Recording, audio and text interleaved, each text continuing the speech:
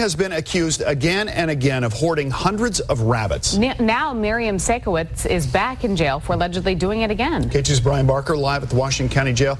All right, Brian, how many rabbits do police say she had this time? Well, this time they say it was 12 living rabbits plus one dead one that they say that they found her with. That would be in direct violation of her probation, which allowed her to stay out of jail as long as she had no animals. Well, she was just here in court less than an hour ago, but she saw a camera and hid behind a pole in order apparently to hide her face. Now, she was arrested yesterday after a worker at an extended stay hotel in Tigard called police and told them she was living in the place with more than a dozen animals.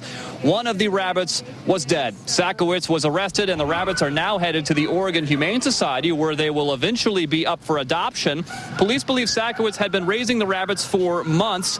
Miriam Sakowitz was originally charged with animal neglect in 2006 after animal workers found more than 200 rabbits in her home here in Hillsboro. There were more than 50 dead rabbits, according to police, in Sakowitz's freezer. Now, Miriam Sakowitz was sentenced to 5 years probation, and she could not have any animal, according to their probation order. She's been accused of probation violation several times, but this is the largest number of rabbits she's been found with. Back to you. Well, Brian, you've certainly become familiar with her and her story. You've been covering this for about 3 years now. Yeah, it's a story that a lot of people out here in Hillsboro know now, and just kind of shaking their heads about this, because you talk to experts and they say that this hoarding issue is a mental illness.